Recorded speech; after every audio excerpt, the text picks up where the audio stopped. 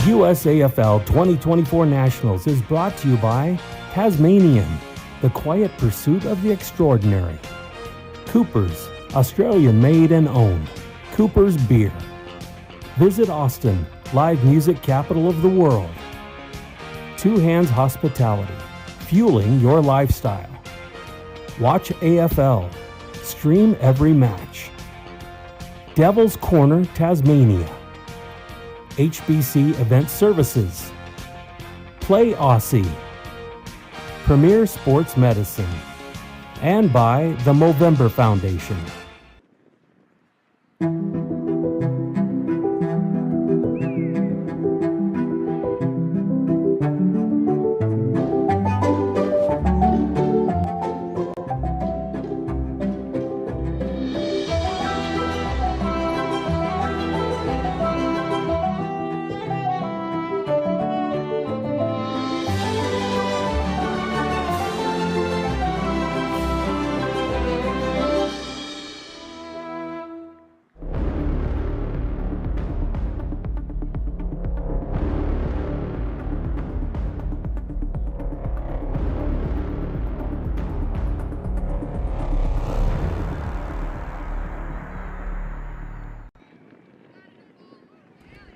And we're back at the Onion Creek Soccer Complex here in Austin, Texas, the 2024 USAFL National Championships presented by Tasmanian as we get towards the pointy end of day number one. And we have now, for the first time here on Cooper's Field, Women's Division I action as the rematch of last year's grand final between the Minnesota Freeze and the Golden Gate Iron Maidens will commence.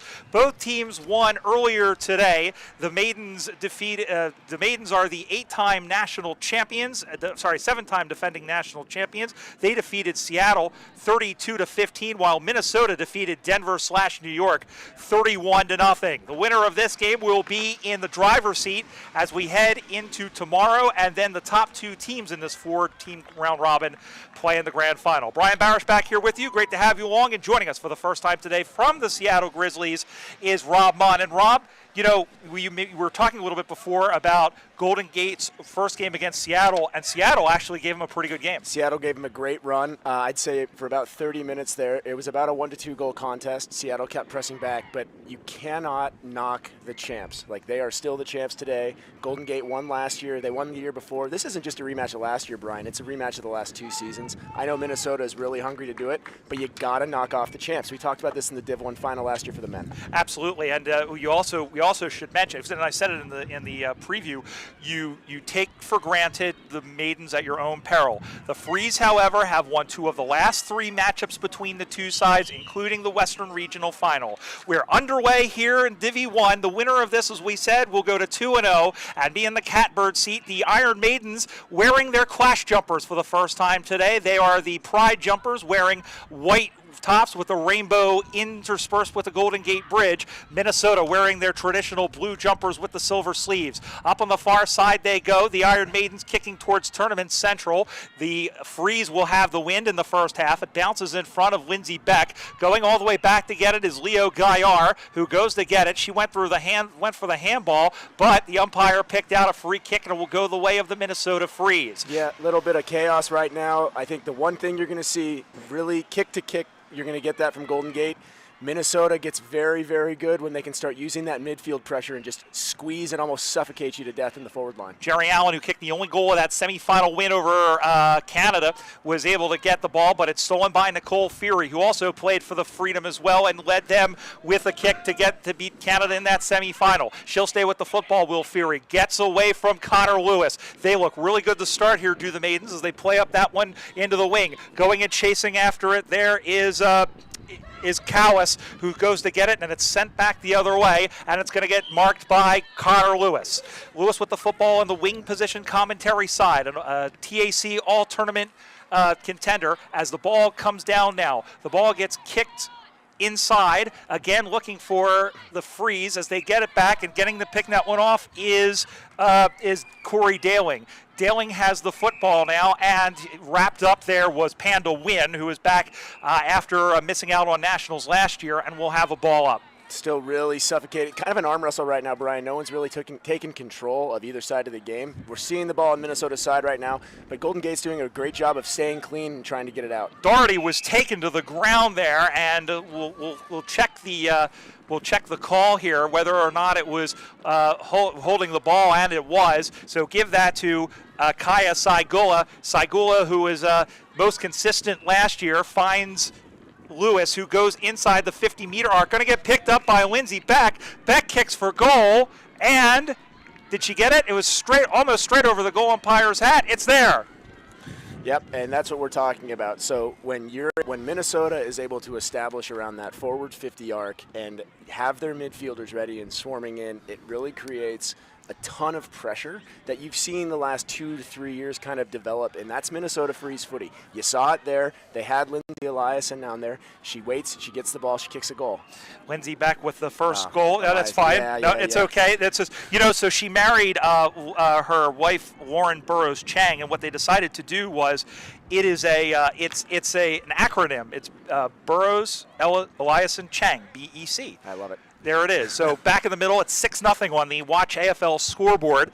And the final set of games, Minnesota will play, I believe they'll play Seattle tomorrow, irrespective of what happens. And Golden Gate will play Denver. So that's the reason that we didn't know that is it's set up, because otherwise, if these two teams were to have gone 2-0 today, the first game tomorrow wouldn't have meant anything. So we have this prelude, so to speak, and it promises to be a good one. Still very early on. Picking up is Fury. Going back to Gaillard, who sends this one high. She was a Northwind member as the ball, or rather a Northern Lights member, as the ball bounces towards the Tasmanian side near the Cooper's Beer tent, and it's picked off by Doherty. Doherty sends this one out, goes in at a nice mark, climbing the ladder, and taken by Paige Kicker. Kicker with the football now. She'll play that one on to the right. It goes down. The wind takes it and blows it, and it bounces. It skips and hops. Allen shoved in the back, and that's going to get pinged. And the free kick given away there by Taylor Julson. Free kick to Jerry Allen. And you're going to see an avalanche kind of come forward of Minnesota players now. Watch this. Jerry's going to take some time to set up. Minnesota's going to flood this forward line and try and lock it in until they can get a goal. And they find Corey Daling, who takes the mark. And Allen, of course, you talk about avalanches. All she did with her and her husband on their honeymoon this year was climb Mount Kilimanjaro. No big deal. Absolutely. Just kind of ho-hum. So here is Daling with the wind behind her. Got gusts of about 15 mile-an-hour winds or so. Allen is back in the forward line, cycling through as an option, sending that one through, and it's off to the side for a behind. So 1-1-7 go the Freeze. No score. That's on the Watch AFL scoreboard with Rob Munn. Yep, you need to be very, very careful now in your kickouts, right? Minnesota clearly has a breeze advantage right now. On your kickouts, you can't just throw it up or kick it up into the air to a point where it's just going to be there for a Minnesota player to grab. This is the opposite of what we had last year, as it's marked by Sarah Maguillon, where Minnesota in both games, the round robin and the grand final, had the wind in the second. We're kicking against the wind in the first half. Golden Gate had the lead at both. Of course, they lost the first game and won the more important one, the grand final. But here come the Maidens down the line. That is Ewell going after it. Chasing after it as well is Kaylee Martin. Martin stayed with the football. There's a massive humanity over there, and the umpire crosses his arms like the Monsignor, and we'll have a ball up in the forward position. But look how aggressive Minnesota was there. How many people were back there, Brian? Maybe one? Yeah. Yeah, so they're pushing up, and they're trying to control from the midfield to the forward. So if Golden Gate has an opportunity to get it, they have an opportunity to score. Yeah, they really do, and they've shown, especially last year, because the Maidens, as we said, won the grand final against the wind. They scored their winning points against the wind. So that's, you have to be careful when you throw everything up, when you throw really all of your cards at the wall here. As the ball is now, we'll have another boundary throw in. We mentioned that the Maidens, this is the first time that they've worn anything. In fact, the men were wearing the jerseys, these jumpers earlier, anything other than the traditional blue and orange. And with AFLW Pride Week happening as well, I think it's really fantastic, especially here in Austin, Texas, an amazingly diverse city that welcomes this sort of this diversity, especially in the LGBTQ community, and that's one of the things that's so great about the USAFL is that part of the community. As they go down and chasing after it again is Ewell, and she will watch the ball go out of bounds. We'll have a boundary throw in. And so now you have an opportunity. Golden Gate can set up their structures. They can set up around this forward line. Time to see how Minnesota reacts when they're on a little bit on the back foot. They want to play in the midfield. They want to play forward. Now they're in the back. Yeah, and I'm watching, and there's about 3 players for each team on either side of the ball. Minnesota was hurrying back, and just getting the ball free and getting held up there was Karina Boyle. That's a relatively new name for the Maidens as they trail 7-0, looking for their first score of this match.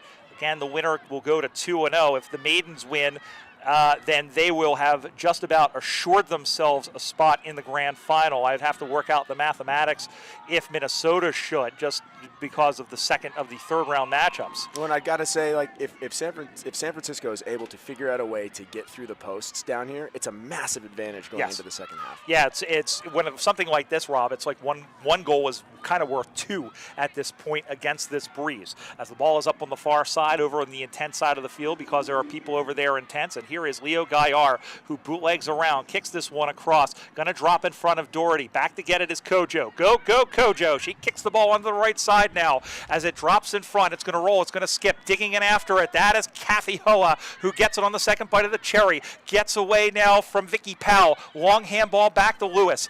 Helicopter Whirlybird, almost getting it there was Daling. Now going off into the pocket, knocking her down. Beck was there, cleared out over the top. It's gonna drop in front. Got by both Saigula and Lewis. Ball goes after it. Ball got taken down. Umpire Lori Roop crosses her arm, says, "Give that to me." And we'll have a ball up in the wing position in front of the Gridiron Productions commentary position with Rob Mudd and yours truly. I think one of the nicest things you've seen so far is how clean the skills have been. Yes. I mean, there was a lot to do this morning. The ball was a little wet for a lot of the early games, but now even with this wind, the heat is a little bit manageable. Both teams just very, very clean with the ball and clean with the skills. That breeze is really what's kind of keeping everybody kind of, alive in a sense as the ball goes up in that pocket. Good job by Ewell to win the football, and she cleans that one out. Check that. I believe that may have been Haas as the ball goes down, and now going and picking that one up and going backwards to go forwards is Carol Sequeira, the former Sacramento Sun, moving to closer to the Bay Area and playing for the Maidens. She had a pretty fine tournament. She was really the last player on the team, the last alternate on the team. There's Panda Wynn, and she is held up and taken down by Saigula. Now the question is whether or not she had prior opportunity. The umpire doesn't think so, and we'll have a ball up on the opposite wing side. This game, I think, is going to come down, if it stays where we are right now, that second half and who has the legs in the midfield, because if you can wrestle control of that midfield, especially with the wind, it's going to make a lot of difference. That's going to be interesting to see how Minnesota plans to use the ball against the wind. And because the kicks are going to be affected, especially something like this. You see the ball getting held up ever so slightly, but it is marked. And now back the other way they come. That is Paige Kicker, who sends the ball down the line. And was that marked? I think so. It was marked by Kaya Saigula. And it is a free kick as Saigula adjusting the headband. Kaya, a lot of athletic background, and played, as we mentioned, an all-tournament selection in addition to Connor Lewis. 3 members, Lindsey Beck was the other one, who made the all-tournament team. And as we said in the preview, if they can manage to get the grand final here, if they manage to wrench the premiership from Golden Gate, this will complete an annus mirabilis for them. That means really good year in Latin. Thanks for saving me the dictionary. Yeah, no worries. And that's 2 ends in annus. So as the ball's up on the far side now, it drops in front. That took a very odd hop, and the ball bounces around. Going after it once again, and the ball goes out of bounds. We'll have a boundary throw in. And this is what coming as the ball comes back in the play. Wynn battling in there against Warren Beck, we should say. And we'll We'll have another boundary thrown up coming. Beck and Wynn as this one goes by everybody. Saigula gets taken down. Just getting that one away was Lauren Beck. Going to pick that one up and shoveling that one forward, and now running all the way back there and coming back to get it there is Madison Hildenbrand, sent back, however, by Minnesota, and it's a one-on-one contest. It's Daling, puts a shoulder in on Lauren Dawes. And we'll tell you about Dawes in just a moment as this one goes out to the far side, and it's marked by Kojo. And this is one of those moments. San Francisco right now needs to be really, really careful on just that kick out immediately from defense. Yeah, they're going to be really quick about it, and that one goes on, and I think that it's there for a goal. Yeah. And give that one once again to Lindsay Beck. That's her second. 2-1-13. Watch AFL scoreboard. No score for the Maidens. And it was really just great positioning by the Minnesota Freeze across the board. So that kick out, San Francisco was really hard to the ball. They get the ball in that defensive 50. You have to maybe do one hand pass. You got to change the level so that you're not kicking into that wall that Minnesota had set up. The second it came, San Francisco's trying to move out, get the ball out, and you have Lindsay just literally sitting there waiting for the ball. Yeah, that's the thing. So they have to be a little bit tighter on defense, and we'll have to see how it goes. We mentioned, by the way, I want to mention Lauren Dawes wearing number 11. That is Elise Gallagher's number. Elise and her partner Meg are expecting a baby in March, and so, by the way, is Jess Estrada Finley, the woman who kicked the winning goal last year in the grand final. They are recruiting internally, shall we say, as the ball this one is taken away. There's a few folks who are in the USAFL. We mentioned Livy Parsons as well. So it's a lot of new possible recruits playing at nationals in about, we'll say 20 years,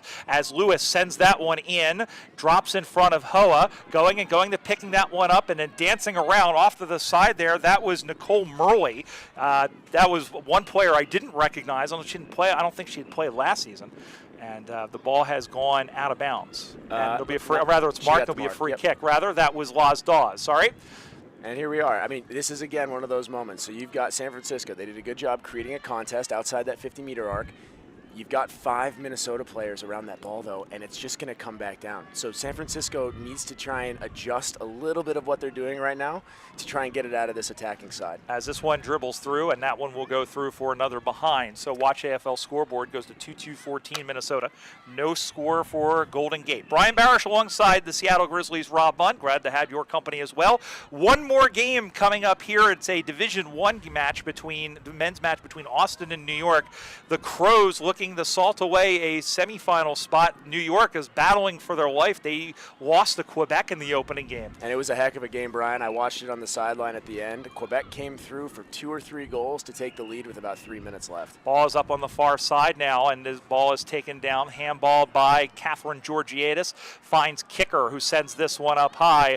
Battle of the contest there as the ball goes to ground. Picked up by Lindsay Beck. Bootlegs around. It'll bounce in. Good job by Dawes to play defense, but it's turned over off the hands of Murley, who gets a good shepherd from Lauren Beck. Goes back to Kaya Saigula. Saigula dances around. Left-footed kick. Marked defensively again by Lauren Dawes, and Dawes has stepped up a lot. And the one thing they're missing, and Katie Klatt has gone from being a player coach to a bench coach. Having somebody as a keystone like that, Laz has really stepped up. Yeah, and I just, for me, you just keep watching. Like, look at this side of the field. We're watching half. We have 2 Minnesota players. They are being so aggressive and flooding this area with people, and they're winning the contest, and that's really the big difference right now. And what I would do if I maybe was Katie Klatt and I was some of the runners here, I would say to the Maidens, let's switch the play, because Rob, you and I could stand out here on the wing in front of the tent here, and you and I could commentate and not be in any sort of danger. 100%. But the biggest challenge with that is this is kind of a quartering wind into that aggressive area. So if you make that kick, you need to be absolutely certain that you're able to get that switch. Otherwise, you're still playing into Minnesota's hands. Yeah, and at some point, though, I'm with you 100%. I think at some point they have to take that chance. As the ball's up on the far side now, here on Cooper's Field, and as day one coming toward its conclusion. And we hope you've enjoyed the coverage and the commentary. Thanks to Kevin and Jerry and everybody through Gridiron Productions here. And Bill Robert commentating. We had a special appearance by Grilla commentating, filling in and doing a match as well. Good to hear Grilla back on the microphone. He told me he wasn't going to commentate today. Well, he said he wasn't, and unfortunately we had something come up, and he graciously put his hand up and filled in to call Calgary big defeat over the Philadelphia Hawks to knock out the Hawks from finals contention, as that one is picked off once again by Loz Dawes. Dawes with the football now. Has Vicky Powell, another Australian, to her right, comes out to the near side, holds up, bootlegging around once again. That is, it's Hannah Dawes. I don't know if there's any relation. And then a big tackle from behind over the top there came Jessica Haas. And we'll have a ball up on the wing position commentary side. Again on the Watch AFL scoreboard, Minnesota leading Golden Gate 14-0. The winner goes to 2-0, and will just about be in the semifinals. We'll have to take a look at the situation as the ball gets knocked forward out the back. Let's see who wins this race. Over to get it, and it will just go on the other side as both Amanda Atkins and Marie Krengle were digging in after the football, but the goal line won the race there, 2-3 to no score. Yep, and we're going to see again, we're just going to keep repeating it. We're probably pretty close to through the half right now at this point. You just got to hang on. I think San Francisco's in a great position if they can keep them to these 2 goals. Yeah, absolutely, and they'll have the win, and it'll be I think that's what Katie Klatt might be saying, is just say, look, we're going to have a pretty important 20 minutes coming up. You want to do your best to do that, but you also want to be cognizant that they're going to have the advantage, and it'll just be a matter of beating the Freeze to a lot of these balls. And absolutely, and you see it, like those first 2 kicks that they've done from their behinds, they're actually connecting very, very well until we get to about the halfback line. And then when the space kind of spreads out a little bit and you start to see that let's call it the Great Wall of ice down the middle of this field, right? That's where it's starting to be a little bit of a hiccup. So maybe a little run and carry off that second kick will get you a little bit of something to get it over the top. Yeah, it was at the Wall of the North from Game of Thrones. I couldn't remember what. I think they just called it the Wall. I think it's just the Wall. Yeah, I mean, I try to forget the ending of Game of Thrones, but it is what it is. As this one is sent in, and it is almost marked once again. But there's Dawes. Dawes doing a fantastic job here as she cleans it out to the far side in front of the tent, and we'll have a ball in about 50 meters around from the Minnesota target, again leading by 15 points. Keep an eye as well on the Seattle-Denver game, as this one is topped high. I know Rob is watching over there because somebody who shares the same last name as him is playing in that game as the ball goes out of bounds. Speaking about Dawes, her composure back there has been really, really impressive. Yeah. It's incredible how comforting and just how much looser you can play when you know somebody back there that's able to make a really smart decision. And I think, she is doing, like I said, she's doing the role that Katie Klatt was. I mean, you had to really beat Katie Klatt to get the ball by her, and I think we're starting to see that with Loz Dawes. It is keeping them in the game as much as the Freeze have put the pressure on. They are, she's doing a fantastic job, and the rest of the team are doing as that is the halftime whistle, and that is the first 20 minutes of play with the score. The Minnesota Freeze 2 goals, 3 behinds, 15 points, and the Golden Gate Iron Maidens no score. This time last year, that would have been a very big surprise. But Minnesota, of course, we mentioned they've already won this year. But by the same token, Golden Gate's not playing all that bad. We mentioned Dawes and some of the other players. Alvy Doherty is getting the ball a fair bit. We mentioned Leo Gaillard, especially in the beginning. Nikki Fury, especially in the second half, is going to be dangerous. Nikki and Leo have done a great job being behind the contest when the kick comes in. So they have a target that's there, and if the ball squirts out the back, they're both there to pick up. They're very, very clean with their hands. They're very, very good distributing. When we add the wind, they're able to get it over that that midway point. Are we looking for that, or are we going to be stuck still in an area? Is Minnesota able to fight through the wind and grab another goal? Yeah, that's going to be that is you're spot on there. I think that's going to be the key, is that how are they going to play against how are they going to utilize the wind, and also how are they going to utilize this? And we saw that strategy. You were talking about it, Rob, where Minnesota was just throwing caution to the wind and leaving so many players back. They're not going to be able to do that. Well, they might, but at the same time, that is Minnesota's entire style, and it's ruthless, it's aggressive, it's fun to watch, it's suffocating, it's all of these words at once. You just got to be able to get through the entire game if you're going to play that way. Let's go around the grounds really quickly, and we'll tell you that the Denver-New York combination is leading Seattle 3-1 in the first half as we play on in this Women's Division I. We're going to take a break, come right back. You're watching the 2024 USAFL National Championships presented by Tasmanian from Austin, Texas, here on USAFL.com.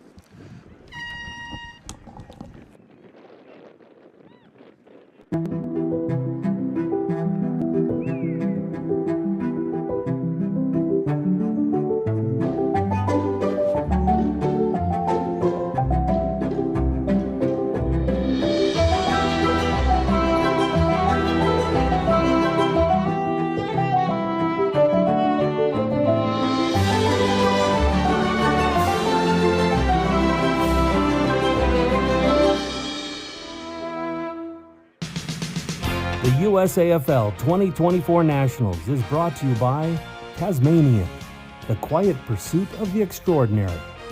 Coopers, Australian made and owned. Coopers Beer. Visit Austin, live music capital of the world. Aussie Sports USA, the official apparel provider of the USAFL. Qantas Airlines, the spirit of Australia. The Australian Consulate General, Houston. Three Cuts Gin. Odin Mortgage and Tax.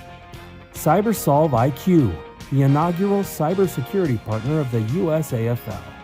And by USAFL Foundation. Play on.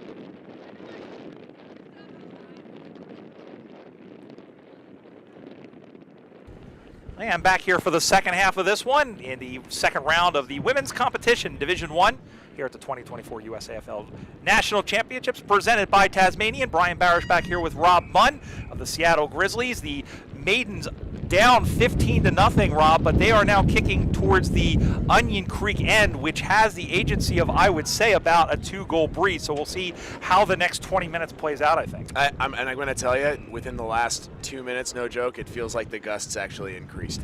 Maybe I'm wrong, but it's a pretty aggressive wind at this point. Minnesota made it 2 goals. The real question is, can San Francisco make it 3? The Weather Bureau says, or at least the little computer on my watch says, that the gusts have been around the 16-mile-per-hour mark about the entire day as Saigula goes up the far side and finds her partner on the wing and her partner in life in Connor Lewis, who has the football. That was a great adjustment. Yes. You watch Kojo there. She saw the wind kind of pick up a little bit, and she was able to make that quick change direction to be in a position to make that play. Nice mark there taken by the 16 and Hildenbrand, doing so in front of the late arriving Sophie Pfluger.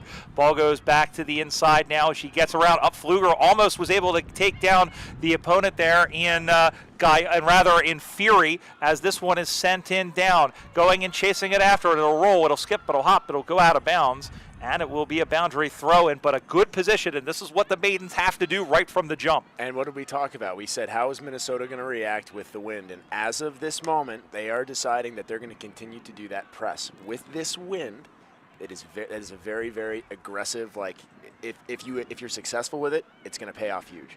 Yeah, but the question is whether or not it will. As this one is sent towards the goal, it's gonna go in. Kicker is all the way back. A bit of a don't argue to get rid of their defender. She kicks this one out. It will just stay in play, I believe.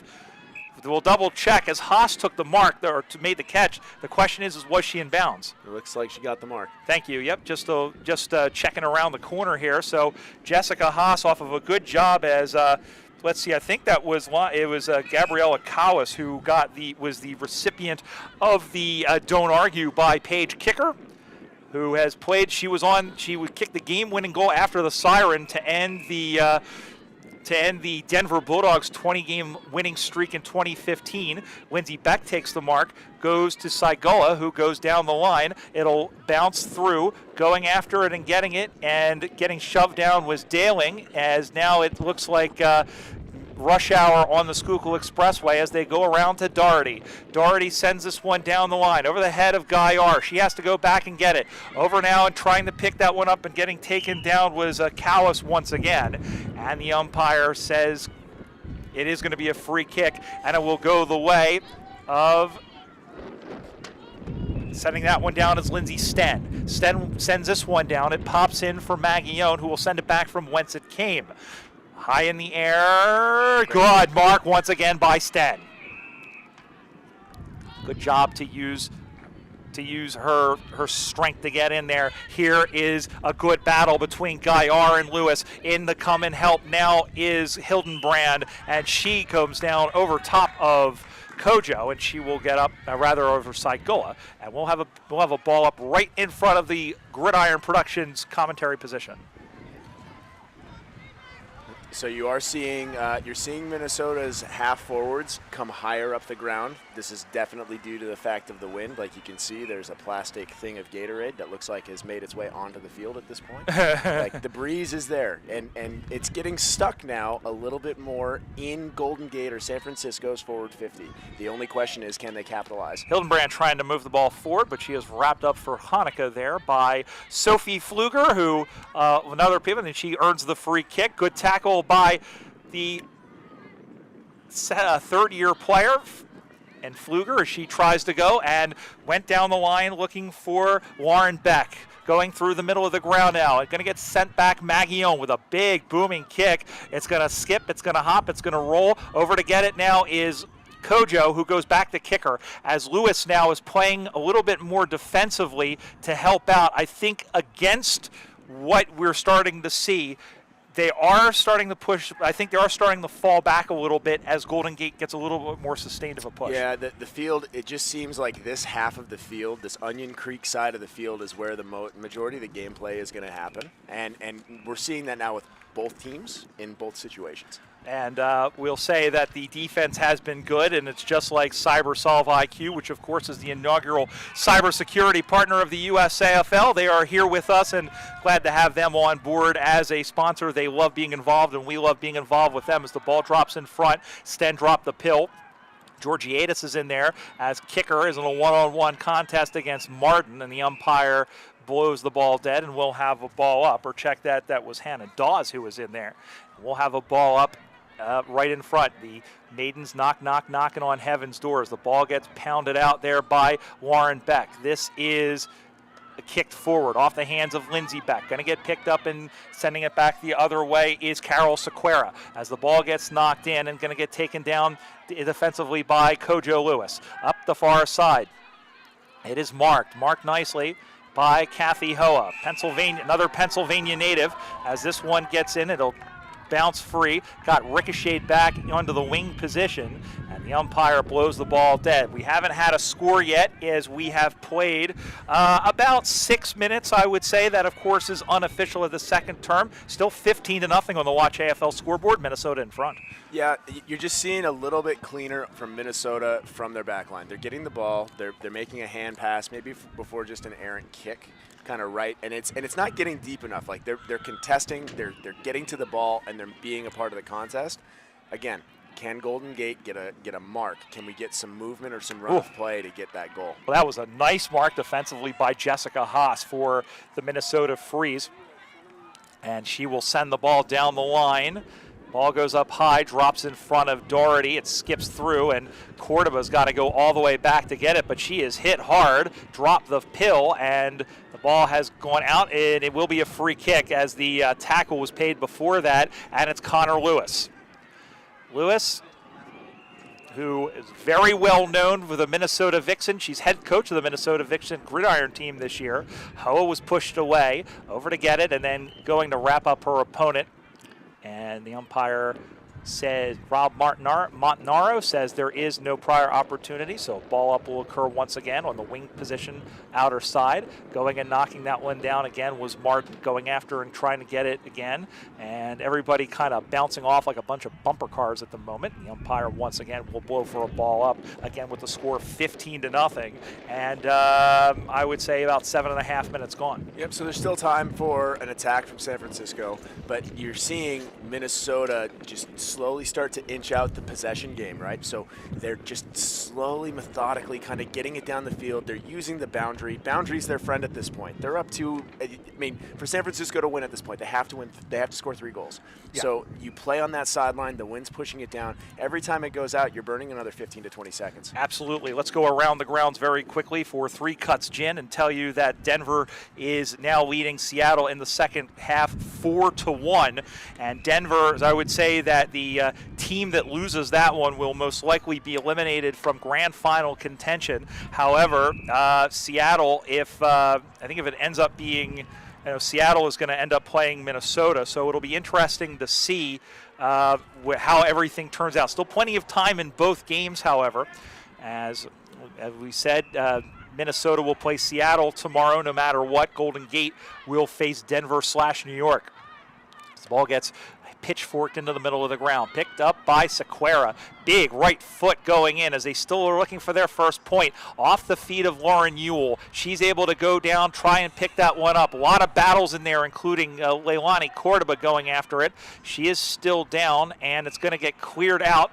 Not very far, though. Everybody kind of stopped. Pfluger had the ball deflected. It'll be ricocheted. There's Hillenbrand going after it and getting wrapped up, and just getting the ball away there was Krengle. But she was tied up first. So it'll be a free kick, and coming back the other way, it's Madison Hillenbrand. And that's great forward 50 pressure from San Francisco. You saw the posturing that the Freeze did in their back line, and again, they're just staying very, very composed.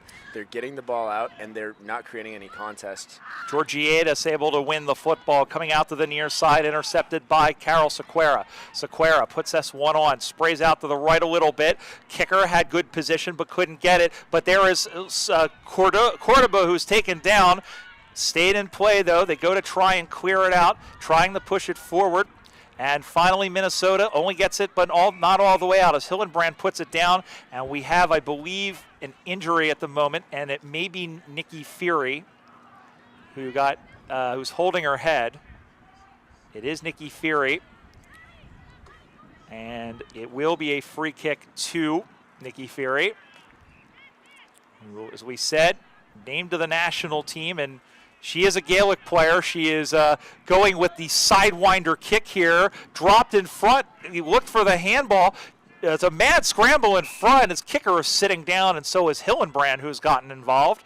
And we'll have a ball up in front. Let's see what happens here. Again, still 15-0. No score through the first half of this second and final half. Again, the winner would go to 2-0 and would almost likely be into tomorrow afternoon's D1 Grand Final. There, it's taken by kicker. I don't think that would have been paid as a mark. And the ball is wrapped up. Kicker wins it and gives it to umpire Lori Roop, who will toss it up once again. Again, going after it. Knocked down. And again, the ball spills free. Going to get picked up there by Lewis. Kojo bangs it up the far side. Who's going to win this race? 3 players are there. Powell is there. Maguillon puts in a tackle. Ball is out of bounds, I believe. No, the umpire put his hand up and pointed to the boundary line, but then he pointed, and it will be Sarah Maguillon, who is currently living in Georgia. She trains a fair bit with the Rome Redbacks, as well as their Metro team, the Chattanooga Flying Foxes, as the ball goes in. And now after it once again, that is Olaf, who has the football. Also played for the USA Freedom, one of 9 players. Originally born in Iceland, is U.S. capped, shall we say. And just look at how much time it took Minnesota to get the ball. Like, we talk about this wind. I know we've been hammering it for the last 32 minutes, let's say.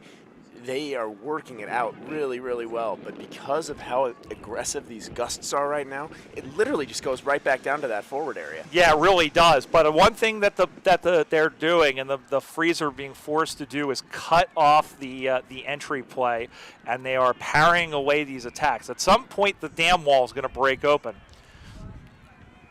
As this one is sent up high, waiting for it and taking the, well, I don't know if that went 15. That was a mark. Lori gave, I think it looks like Lori gave the mark. Taylor Jolson. And Jolson is, I think, in range, but she's got a pretty strong crosswind. And a heck of an angle. Yeah. So she will go back as this first day of the 2024 USAFL Nationals comes to an end. And that one is across the face, just behind the post. But that's the first point on the Watch AFL scoreboard, back to 14 points, and it took a little over 13 minutes to register. It's 1 point for Golden Gate, and it's still 2-3-15 for Minnesota. It is one of these wind-affected games. Brian Barish alongside Rob Munn from the Seattle Grizzlies, and of course, join us again tomorrow. Of course, we have one more game coming up in Men's Division I between Austin and New York, but we'll be back on air tomorrow starting at 8 a.m. Central Time. As the ball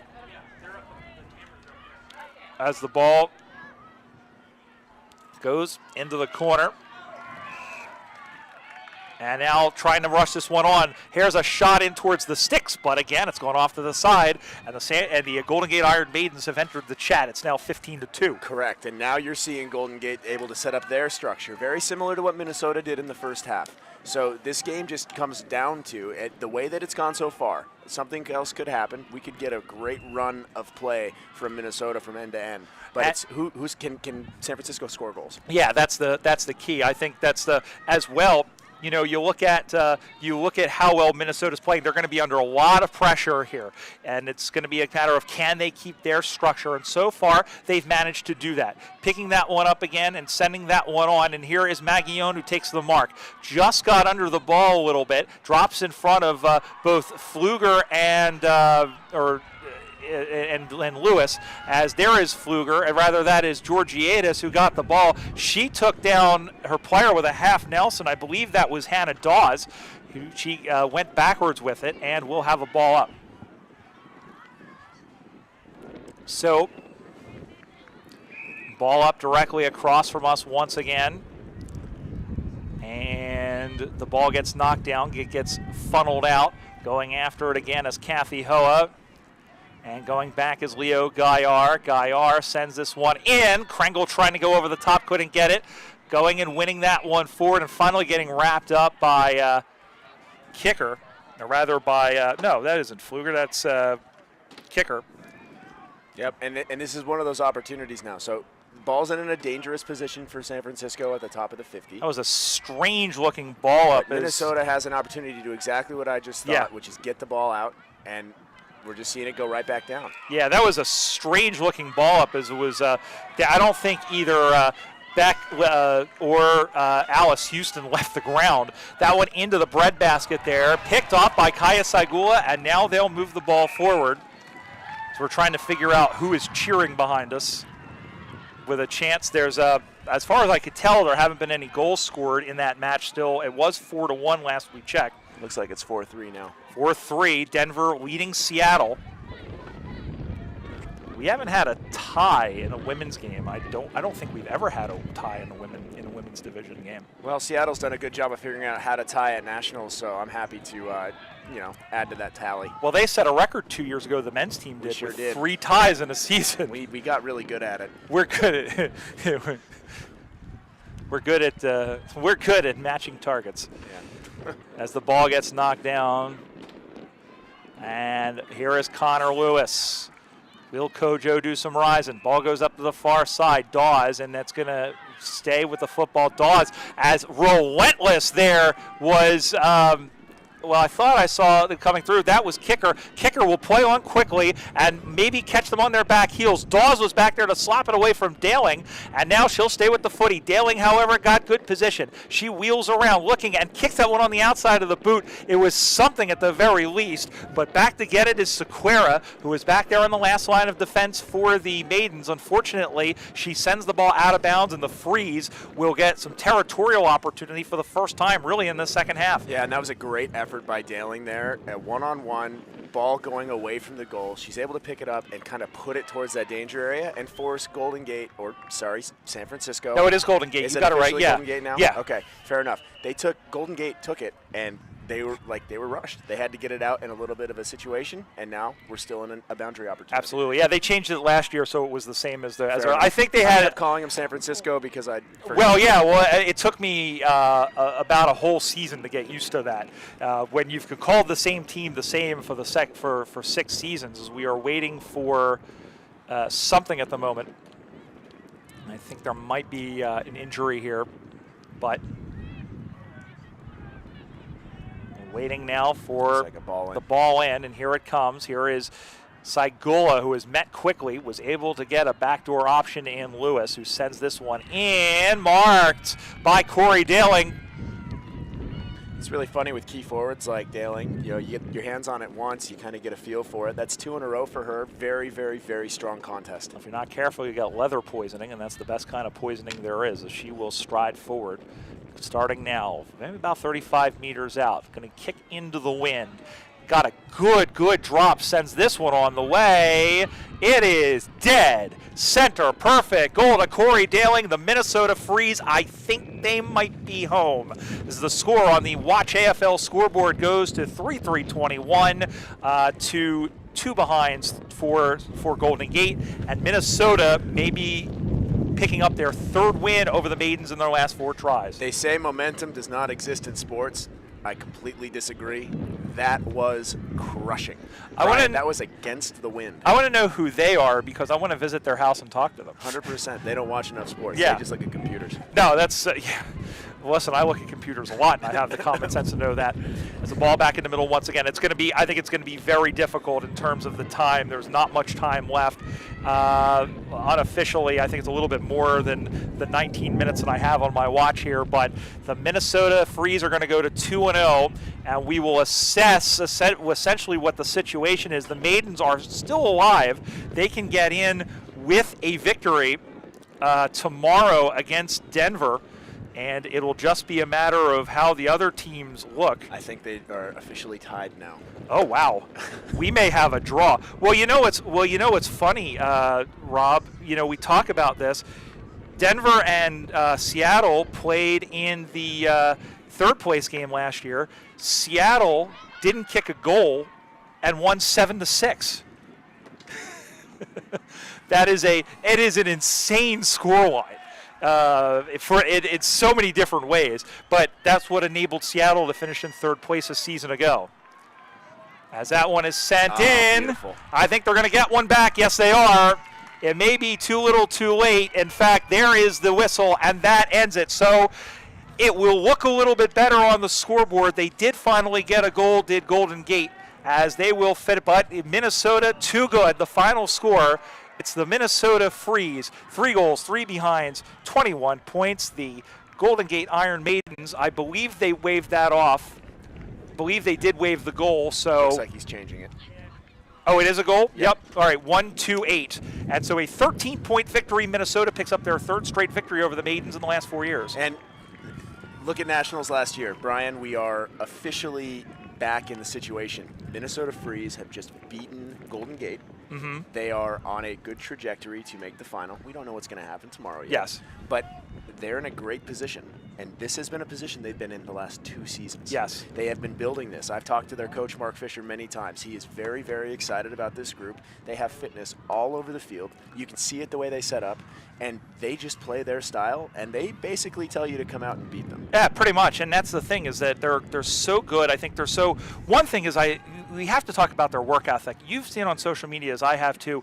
They are very, very, it's very out there how much time they spend in the gym in the off season, how much time they spend training indoors in the off season. You kind of have to in Minnesota, and they take every ounce of that. So what we see is that they constantly outwork teams. Now, we don't know what's going to happen. We're still waiting to find out what's going to happen with this situation in terms of how that's going to affect Looks like Seattle things. got a goal. So Seattle or Denver got a goal. Somebody got a goal. We'll figure that out in just a moment. But any way you look at it, it's going to be very, the Maidens are not out of this. They may still, as they did last year, have a shot at redemption. Oh, 100%. And have crazy things happen. It was Seattle. It was Seattle. Okay. Have crazy things happen at Nationals before? Short answer, yes. Right? And you don't truly know what the outcome's going to be until that next game tomorrow. No, you really don't. It's insane. And the way this tournament is set up and the way this particular format is set up, it is such to where, anything can happen. And of course, once we figure out what's happening over there, we did say Minnesota's playing Seattle. Is that correct? That's correct. So Seattle, that might be very interesting because Minnesota's already is at 2-0. If Seattle wins this and wins that, they'll be at 2-1. The pressure would then be on Golden Gate to beat Denver. We may have a 3-way tie with percentage, so it is very possible. Now that game is still not done yet, and we're gonna wrap up. Let's not get ahead of ourselves. That is a possibility. I did hear a siren. Hang on. It's done. It is done, and I believe we'll double check this, that Seattle has won. So Seattle at 1-1 will play 2-0 Minnesota. Golden Gate, who's at 1-1, will play 0-2 Denver. So all sorts of things are possible. It is possible that we could have a 3-way tie. It's also possible that if Denver jumps up and beat Golden Gate, there's so many different possibilities here that we'll go into another time. We're going to wrap up for this game. We'll be back for the final game of the day in Men's Division 1 as the Austin Crows take on the New York Magpies. When we return, you're watching the 2024 USAFL National Championships from Austin, Texas, here on USAFL.com.